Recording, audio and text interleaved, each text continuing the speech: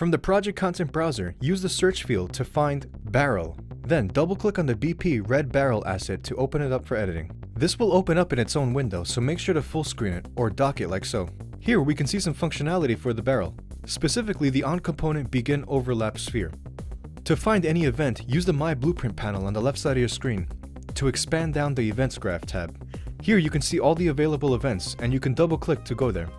This event dictates when the sphere gets overlapped by another object. We can imagine a sphere around the red barrel to detect this collision contact.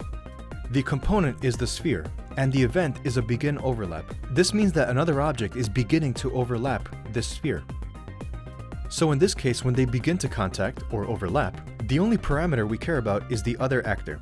Let's skip this next node, Cast to Wheeled Vehicle, just for now. I'll get back to this later.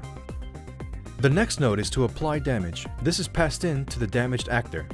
We can see the damaged actor hooked up to the other actor. So the other actor making contact with our sphere will be damaged, filled out by these damage parameters, indicating that we, as the barrel, are the damage causer. Moving on, we then have a Cast to BP AI Char Patrol node. This is hooked together to the same other actor object, which means that it comes from the other actor making contact with this surface. So what a cast does is check to compare if it's of a specific type. In this case, we are checking if the other actor instigating the collision is in fact a character patrol, specifically BP AI character patrol. This is the type that our player characters are in the game. So if the red barrel detects any of the characters being hit, this cast will succeed. If it does not hit any characters, the cast will fail. For example, the red barrel could hit another red barrel, which is not a character. Therefore, this cast will fail, and it will skip any responses with that given interaction, because a red barrel does not care about another red barrel. The same goes for projectiles, ground surfaces, and other triggers. So if the cast does succeed and not fail, meaning that the red barrel does indeed hit a character, we launch the character, which is the final node here. The launch character function is only included with the character blueprints. So in order to access that function, you need to go through a character blueprint. That is why the cast is being applied.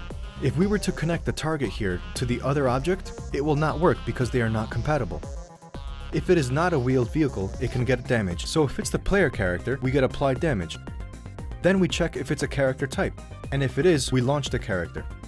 That being said, let's put this to the test. Let's see this in action. If I search for barrel in the content browser again, I can drop in a BP red barrel into my level. That looks like a good spot. Let's put another one next to it, because there's never just one, right?